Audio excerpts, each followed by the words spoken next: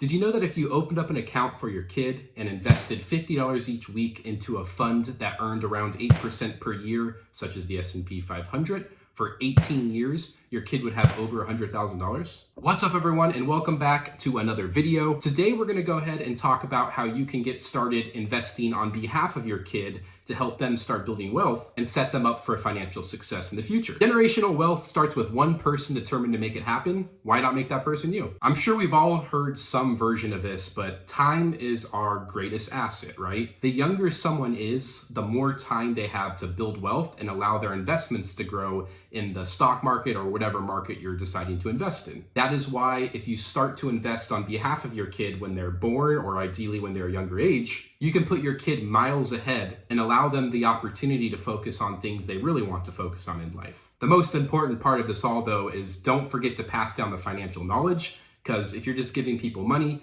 and they don't know what to do with it, that's a recipe for disaster. So make sure you're also passing on the financial knowledge if you're also going to invest for your kid. All right, so the big question of the day, how can you invest on behalf of your kid? Well, there's a couple of ways. The first way is just opening up a general custodial account, otherwise also known as a UGMA or a UTMA. With these accounts, you as the adult would remain in control of the account, and you would be the one that would be buying and selling shares on behalf of your kid until your kid reached the age of 18 to 25. And the age when the account transfers over to your kid depends on whatever state you're opening up the account in. So double check with the state you're opening an account with, and you'll be able to see the terms and conditions that apply to that specific account. So again, a custodial account is just like any other stock brokerage account. You can buy and sell stocks within it. The only difference with these accounts is that the adult remains in control until the kid is of age to take ownership of that account. Most of the times with these accounts, you can still withdraw at any time as long as that withdrawal is being used for the kid on their behalf. So yeah, with these custodial accounts, you can just kind of think of them as a regular stock brokerage account.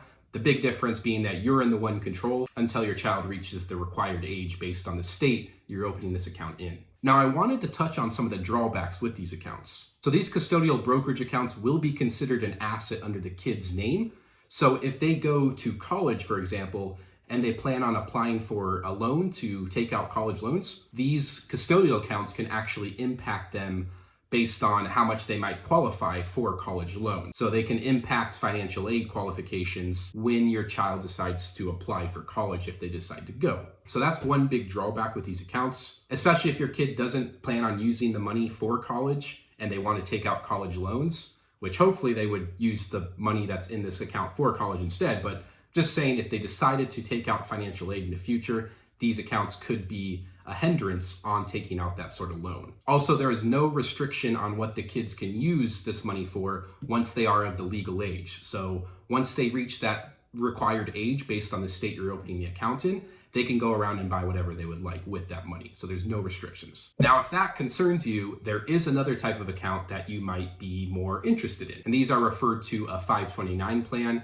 which is a special type of account that is used for educational purposes. So if you're looking to specifically save up for like a college fund for your kid and you want to invest so that that college fund grows while they're growing up, then this specific account would be ideal, the 529 plan. So yes, these accounts can only be used for educational purposes only. So if you wanted to build an investment account on behalf of your kid, but wanted to have some spending restrictions on it, this account would definitely be ideal. So 529 plans are going to vary by state. So you'll definitely want to check with the state you're opening up an account with just to kind of see how the restrictions are and how they kind of work. But generally speaking, the money that is invested within these accounts can be used to buy and sell stocks. And generally speaking, the stocks will actually grow tax-free as long as you withdraw the money for educational purposes only. Additionally, the parent can make withdrawals if they're for educational purposes, but if you make a withdrawal out of the 529 plan and it's not for educational purposes, the plan becomes subject to federal taxes,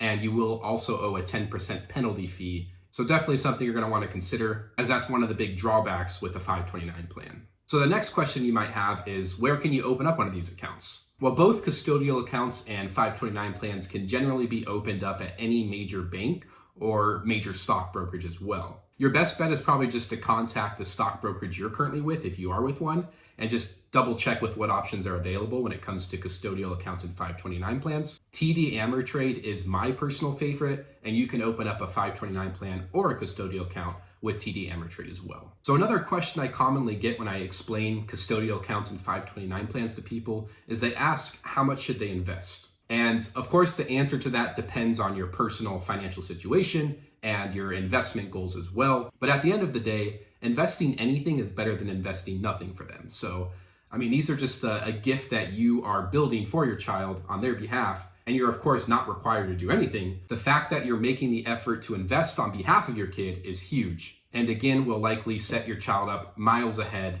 and give them the opportunity to not have to stress out as much about money when they're just getting started on their adult life. So as mentioned earlier in this video, just as a quick example, if you did invest something like $50 each week into a fund that earns an average of like 8% per year, that $50 each week would compound to over $100,000 within 18 years. Again, that's assuming an 8% per year return, an average, which in my opinion is a fair assumption to make since the S&P 500 has averaged roughly around 10% per year for over 100 years. I'm a big fan of VO personally, which is an S&P 500 index fund, and it holds all of the top 500 most valuable US companies in the stock market. But definitely do your own research based on your personal investment goals and risk tolerance. So I've also had people ask me like, which of the two accounts do I prefer personally, a 529 plan or a custodial account? So I'm more of a fan of custodial accounts personally. My thought around custodial accounts is that it allows the kid flexibility